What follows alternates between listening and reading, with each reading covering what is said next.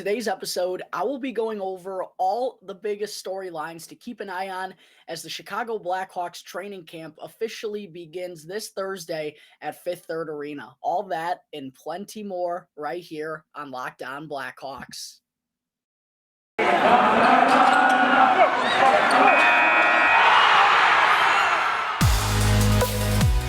You're Locked On Blackhawks, your daily podcast on the Chicago Blackhawks.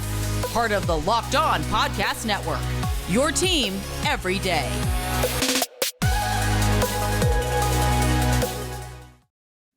Welcome to the Locked On Blackhawks podcast, your daily podcast on the Chicago Blackhawks. Today is Tuesday, September 20th.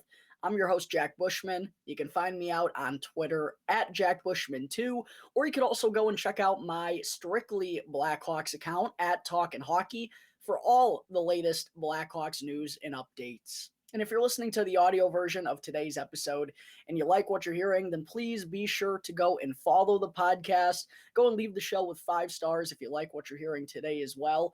And you can also go and leave me a review if you're tuning in through Apple Podcasts or through Spotify. Be sure to go and follow right now, and you'll be able to get the latest episode as soon as it comes out each and every day. And if you're not already watching the video version of today's episode, then you got to be sure to go and check out Locked On Blackhawks on YouTube, because every episode moving forward, folks, is going to have a video uploaded to YouTube as well. If you haven't done so yet, please go and help the boy out by subscribing to Locked On Blackhawks on YouTube. I would really appreciate all the help that I can get. Subscribing helps me pay the bills, so please go and take the 2 seconds that it takes in order to go and subscribe to the channel. Also, go and smash the like button on this video as well, and comment as to what you think is the biggest storyline to keep an eye on throughout Blackhawks training camp. Last, go and ring the bell, turn on those push notifications, and that way you can get notified when the episode gets uploaded to YouTube each and every day. All right, good afternoon, everyone. Thank you all for joining me on another episode of Locked On Blackhawks, your one-stop shop for all things Chicago Blackhawks, and thank you all for making the show your first listen here to start off your day. Getting right into the action, folks. We have a lot of good stuff to talk about on today's episode because, as I already referenced in the cold open, the name of the game today is all about which storylines to keep an eye on once Blackhawks training camp gets underway this Thursday at Fifth Third Arena. We're officially less than 48 hours away, folks, from the on-ice activities. Training camp, I guess, technically begins tomorrow, but it's just a media day with Blackhawks head coach Luke Richardson and general manager Kyle Davidson. In terms of the on-ice activities, the practice session and all that, that begins this Thursday. So we're right around the corner from hockey season, folks. Couldn't be more excited. And even though the Blackhawks aren't projected to finish, anywhere near the top of the standings or even in playoff contention, there's a lot of fun storylines and a lot of fun things that you should be watching throughout these next couple of weeks as the team ramps up for the beginning of the regular season. There's still a lot of good stuff to pay attention to, and this is going to be a crucial year in the rebuild of the Chicago Blackhawks. So I know it may not be the most enticing in terms of wins and losses, but there's still plenty of things to cover and to watch and see how it all fares these next couple of weeks. So jumping right into it, not going to waste any more time here. The first, and I think the biggest storyline to keep an eye on once the Blackhawks open training camp this Thursday is what's going to happen with Patrick Kane and Jonathan Toews, both of which, of course, are in the final year of their current deals. They still have those full no movement clauses, though, so in order to be traded or moved at all, they would have to give the Blackhawks front office permission. And even though there's been rumors swirling about each of those two players throughout the summer, apparently there has not been a conversation between either Toews or Kane and Kyle Davidson and his staff about waiving those no movement clauses and about going to join another team. The latest we've really heard is that they kind of want to see how things are going to go in training camp, how everything's going to shake up before they go in and make a really big decision for their career. So up to this point, we haven't heard anything that would suggest that Patrick Kane and Jonathan Toews are leaving sometime soon. But if I had to guess, I would say the trade deadline is probably the most likely time for them to get moved if the Blackhawks are going to go that route, which they probably want to, considering the name of the game is acquiring as many assets as possible and trading both Patrick Kane and Jonathan Toews. The Blackhawks, especially for Kane, they could get some really good picks or really good prospects, young players, that type of stuff. So it really does only make sense for the Blackhawks to trade both of these two guys. But it is going to be interesting to hear what they say throughout training camp, because the media is going to be asking them left and right about their futures and whether or not this is the final run in Chicago. They're going to hear it from the media. So I'm really interested to see how they're going to handle all of that more so than anything, because I would not expect either of them to waive their no movement clauses or a trade to happen before the start of the regular season. It really sounds like they're going to start the season with the Blackhawks and then kind of make decisions after that point. But we'll see how it's all going to go. But I am going to be really interested to hear what both Patrick Kane and Jonathan Toews have to say when talking to the media these next couple of weeks. But also with these two, another thing I'm interested to see is where is new head coach Luke Richardson going to have them in the lineup, because now that Alex DeBrincat's gone, Dylan Strome's gone, Dominic Kubalik, a huge part of the top six last year for the Blackhawks, it's pretty thin at the forward group. And I'm curious to see whether or not Richardson decides to split Jonathan Toews and Patrick Kane up on the top two lines, kind of how the Blackhawks have gone for the last 6, 7, 8 years. Kane and Toews really haven't spent that much time playing together on a line. They did play a little bit together back in 2010 and in 2013 there for a little bit, but it's been a while since those two really stuck on a line together. So I'm interested to see if Luke Richardson is going to want to pair them together on the top line, or if he's also going to want to break things up and have Jonathan Toews on line one and Patrick Kane on line two like we've seen in the past. So that's my number one storyline heading into camp. The rest of them, I don't have them in any order in particular, but the next one I have is Luke Richardson's defensive schematics, because a huge issue for this Blackhawks team under Jeremy Colliton the past few years, and even when Derek King came in after that shaky start and Colliton was fired just 11 or 12 games into the year, he didn't really switch up the coverage that the Blackhawks were running. He didn't want to switch it up on the fly, and rather he just kind of had his own tweaks and stuff to the system. But now that Luke Richardson is the head coach, is the man in charge, we've heard that the Blackhawks are going to go back to the zone defense rather than man-to-man or man-and-a-half, whatever you want to call it, with Jeremy Colliton. And I'm really excited to see how this is all going to play out, because I know the Blackhawks were shoddy last year in terms of defense once again, and it's been a huge issue. They're regularly getting outshot, regularly on the wrong ends of Corsi percentages and analytics, that type of stuff. They're not in a good spot there and haven't been in quite some time. But the one thing I will say is, even last year, when you looked at the Blackhawks defense on paper, Seth Jones, I know Jake McCabe's not going to be healthy to start the year, but you had him, you had Connor Murphy, you had Calvin DeHaan. Like, that's a pretty decent top four in my mind in the NHL, but the Blackhawks obviously were nowhere near the top of the NHL in team defense. So I'm really interested to see how the defense is going to play now that there's a new system in place, new zone structure. I really think that's going to benefit the Blackhawks defense, but we'll see how they're going to handle it. And if this group is able to show some signs of improvement, then I'm really intrigued with all the prospects that will be coming up, and hopefully we'll be able to kind of give the Blackhawks a stronger D-core as a whole as we move forward. But if the Blackhawks show signs of life defensively and show some improvements this year, then I'll really be encouraged for what that defense could be a couple more seasons down the line. The third storyline that I want fans to be keeping an eye on, a really key one, I think, is how will all of the new arrivals fit? The Blackhawks weren't super active in free agency, but they did go out and acquire some players. They got Andreas Athanasiou and Max Domi, both on 1 year, $3 million contracts. Colin Blackwell got a 2-year deal, just over $1 million.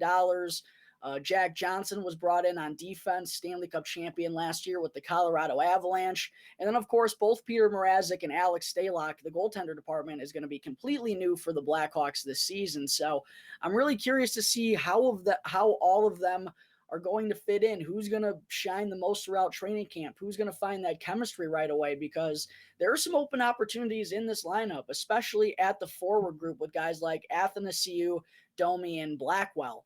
I will say for Colin Blackwell, I more so think of him as a bottom six piece, but you have to think Andreas Athanasiou and Max Domi are going to get their shots to be top six staples in the first half of the season. So I'm really interested to see how all those guys are going to fare during training camp, how Jack Johnson is going to look, and then also what Peter Mrazek and Alex Stalock are going to provide in net for the Blackhawks this season. We're really not too familiar with either of those guys. So, it's going to be interesting to see how all the new arrivals handle joining a new team and kind of where they find their roles at throughout the next couple of weeks in training camp. All right, there are the first couple of key storylines to watch throughout Blackhawks training camp. I'll keep it going here in just one moment, folks. But first, I got to talk to you all about BetOnline. BetOnline.net is your number one source for all pro and college football betting needs and sports info this season. You can find all of the latest football developments, game matchups, news, and podcasts on whatever game you want to place a wager on. BetOnline is also your continued source for all sports wagering information, including live betting, esports, and game scores. It's both the fastest and the easiest way to check in on all your favorite sports and events, including MLB, MMA, boxing, and even golf. So head on over to the website today, or you can also use your mobile device to learn more about the trends in action. Bet online, where the game starts. All right, we're back here on the Locked On Blackhawks podcast. Segment 2, folks, obviously just carrying over from segment 1, getting into the next storyline that I think Blackhawks fans should be keeping an eye on. That's, will Lukas Reichel crack the NHL? Will he be on the Blackhawks opening night roster? I think this is probably, other than Patrick Kane and Jonathan Toews, this could be the most intriguing storyline for Blackhawks fans to watch, because Lukas Reichel dominated the AHL last year when he was healthy. He was a point-per-game guy, really carried that Ice Hogs offense on the top line, got a little bit of NHL action towards the end of last season, and the Blackhawks gave him an opportunity. They put him on, I don't know if they ever put him on the top line. They might have, actually, but I know he was getting a top 6 opportunity for the most part, had plenty of chances to net that first NHL goal, but just couldn't find the back of the net, just couldn't get the puck past the tendy. But I was really encouraged with all the amount of scoring chances that he's had. And then this offseason, he went and added 10 to 15 pounds of muscle, said it's made a huge difference for him. He's got a lot of confidence, and he really has his eye on making this Blackhawks opening night roster. You could see what he just did at the Tom Curver's Prospect Showcase this past weekend. He had 2 assists, I believe. Did he? No, he had 4 assists in the second game. I believe he had an assist before exiting early with an injury. He did return in that one, but Blackhawks were kind of toast after that point. But a massive game against the Minnesota Wild's prospects this past Sunday. 4 assists for Lukas Reichel. He was all over the ice. His playmaking ability was really unstoppable, and it seemed like each and every shift he was making something happen. So, yeah, you can expect Lukas Reichel to be gunning hard to crack the Blackhawks opening night lineup. I would say, there's benefits to both sides. There is benefit to him going back down to Rockford and helping that young team try and get back to the Calder Cup playoffs. It's a really tight-knit group down there. A lot of the same guys will be returning to Rockford for the most part. So there could be a benefit to Lukas going back to the Ice Hogs. But also, if the Blackhawks coaching staff think he's 100% ready, then get him up in the NHL. And, he was far ahead of anyone else at both development camp and at the Tom Curver's Prospect Showcase. Like he looked like he was out of the prospect league, if you will. It looks like Lukas Reichel's ready to take that jump, Blackhawks fans. Will he? I guess you're just going to have to stay tuned throughout training camp to find out. The next key storyline that I would recommend keeping an eye on is who will grab the final 2 spots on defense, because now that Jake McCabe is going to miss 8, 10, 12 weeks, for sure going to miss the start of the regular season, that leaves the Blackhawks with Seth and Caleb Jones, Jack Johnson, Riley Stillman, and then Connor Murphy, who we expect to be ready to come back from injury. He missed a bunch of time in the second half of last year after suffering a concussion, a really scary hit in the St. Patrick's Day game against the Ottawa Senators. But Murphy has been skating recently down at Fifth Third Arena when the Blackhawks team has been on the ice prior to the prospect showcase last week. So all signs are pointing towards Murphy being ready. But nonetheless, that five is really the only healthy NHLers that the Blackhawks have right now. And it's going to be really interesting to see which defensemen grab those final two spots with Jake McCabe out. Could it be Alex Vlasic, Alec Regula? Both of those two guys looked pretty darn good at the end of last season when they got their chance. Also, both of them already have some size, so probably makes it easier for them to adjust against NHL bodies so quickly. Ian Mitchell's also someone who played most of last season with the Rockford IceHogs, but did a lot of good things down there and got opportunities in all roles, played a top pairing role there as well. It's going to be interesting. We haven't seen Mitchell this summer, so this is a really big training camp for him, and I'm sure he's going to be trying to get back in the NHL this year.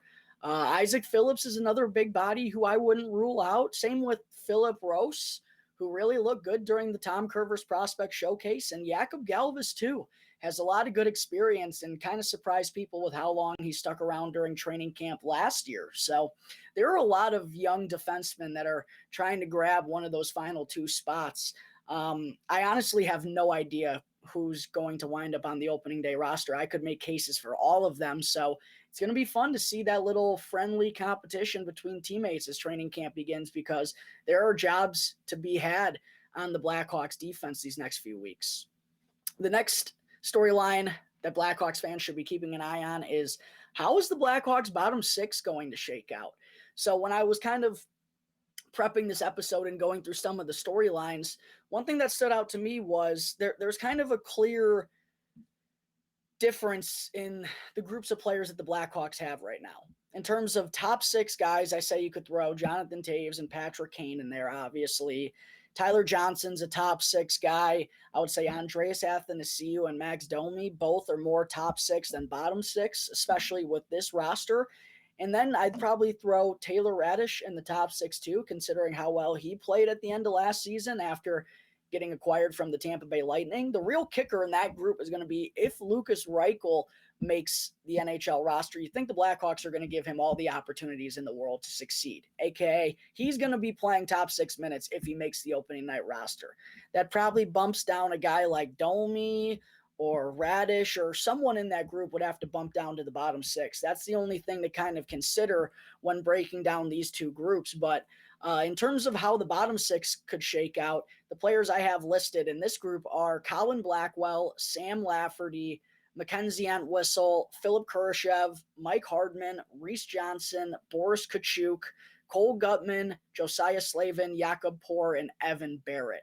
Poor and Barrett, I think, are probably outsiders looking in. I don't give them much of a chance to crack the Blackhawks opening night lineup, but you're going to have bottom six forwards and obviously probably two extras, I would imagine. So hypothetically, Blackwell, Lafferty, Kurashev maybe could be a third line, and then Entwistle, Kachuk, Reese Johnson was the fourth line down the stretch last year. So could go back to that. Maybe we see Hardman and Slavin or Hardman and Gutman be one of the extra forwards, but there are roster spots to be had in the forward group too. And Cole Gutman was someone who just performed tremendously at the Tom Curvers Prospect Showcase. I know Josiah Slavin is someone this coaching staff and this front office likes a lot. 7th round pick back in 2018 has really shown some good things. So yeah, the forward group too. I know a lot of the focus is going to be which of the young defensemen make the opening night lineup, but there are forward spots up for grabs too. So a lot of good stuff to keep an eye on during Blackhawks training camp, whether it's at the forward group, on defense, 2 new goaltenders. It's going to be interesting to see how it all shakes out when the season begins in the first few weeks of October. All right. A few more storylines to go before I wrap up today's episode, folks. We'll be back on Locked On Blackhawks here in just a minute. Welcome back to the Locked On Blackhawks podcast. I'm your host, Jack Bushman. Continuing on, the name of the game today, obviously, is key storylines to keep an eye on once Blackhawks training camp opens up this Thursday down at Fifth Third Arena. The next storyline I have for you all is which prospects will stick around the longest. And this was something that was interesting last year. I remember Colton Dach stuck around for quite a while. Nolan Allen was there. It's going to be interesting to see how the Blackhawks go about that and which prospects they elect to keep around before sending them back to either, their junior teams or wherever they may be playing. I could see, Kevin Korchinski getting a real opportunity to showcase his stuff for the next few weeks. I think if Colton Dach's healthy, he'll be in that group too. Showed a lot of good things at the prospect showcase, mostly the strong shot that he possesses and what he's able to do when the puck is on his stick in the offensive zone. I mean, there's no denying what the powerful shot that this kid has, and every time he touches the puck, it seemed like he wanted to shoot it. So I think that's going to be Colton Dach's best asset at the next level, and I'm going to be interested to see, hopefully he'll be healthy enough to see him go up against a little bit better competition in real Blackhawks training camp to kind of get him ready for that next level. But yeah, a lot of guys who just participated in the prospect showcase. How long are the Blackhawks going to elect to keep them around? Someone like Gavin Hayes, who's 18 years old and is going to go back to his junior club. Samuel Savoy. There's a lot of guys who I think Paul Ludwinski hopefully will be healthy too. A lot of young guys that obviously aren't going to be making the Blackhawks out of training camp unless something wild happens. But it's cool to kind of see them stick around later than some others and continue to get those reps against the NHL guys. And I also think that's really beneficial in their development too. So yeah, keep an eye on which prospects the Blackhawks decide to have stick around the longest here in training camp.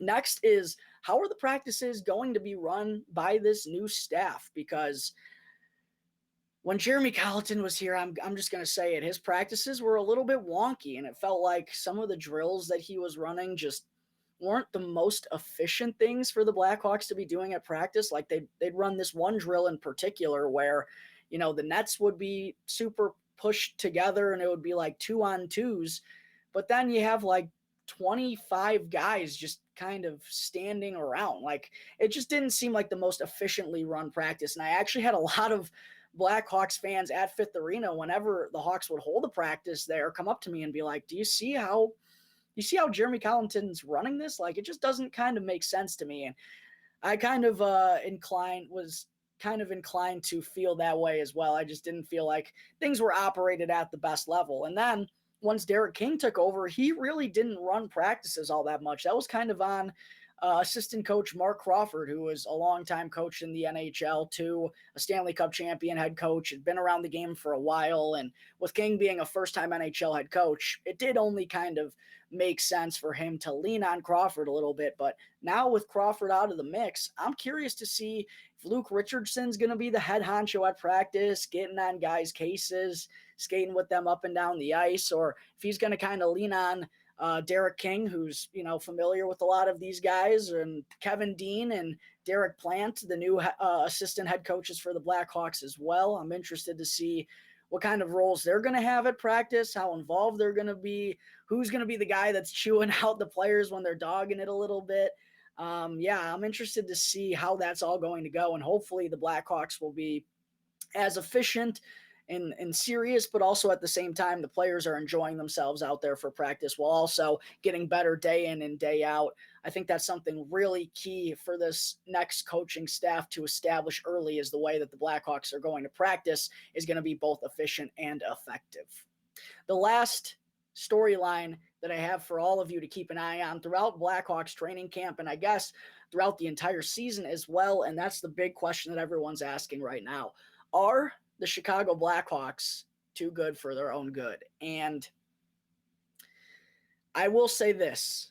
Every time I've looked at the Arizona Coyotes or the Philadelphia Flyers, even the Montreal Canadiens, and looking at their rosters, I do kind of have a hard time projecting the Blackhawks to be worse than them. Now, I'm not saying that's impossible, because I do expect the Blackhawks to look a whole lot different once the trade deadline passes, and also a whole heck of a lot worse.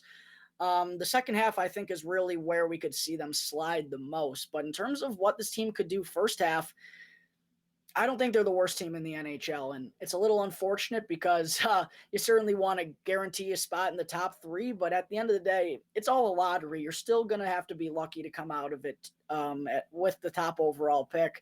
I just don't think the Blackhawks are the worst team in the NHL, and honestly, I don't even think they're the worst team in their division. I think the Arizona Coyotes are going to be worse than they are.